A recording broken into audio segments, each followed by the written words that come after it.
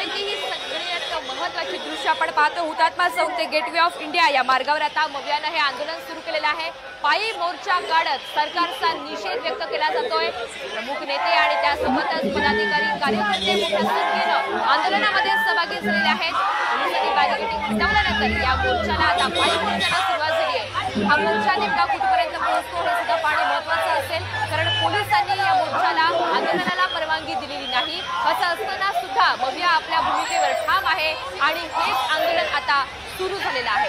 शरद पवार, उद्धव ठाकरे, आदित्य ठाकरे, सुप्रिया सुळे, शाहू महाराज छत्रपती, नाना पटोले, वर्षा गायकवाड संच पायी मोर्चा आता हुतात्मा चौकातून सुरू झालेला आहे। सरकारच्या विरोधात कार्यकर्ते जोरदार घोषणाबाजी सुद्धा करतात। पंतप्रधान नरेंद्र मोदी यांनी नाक घासून छत्रपती शिवाजी महाराज यांची माफी मागावी, तसंच देवेंद्र फडणवीस यांनी अद्याप का माफी मागितलेली नाही असे काही प्रमुख सवाल मवियाच्या मार्फत उपस्थित करण्यात आलेले आहेत। आणि या सगळ्याच्या पार्श्वभूमीवर एकीकडे मविया आक्रमक झालेली असताना दुसरीकडे भाजप सुद्धा मवियाच्या विरोधात आज आंदोलन करत आहे। राज्यभरात ही आंदोलनाची हाक देण्यात आलेली आहे।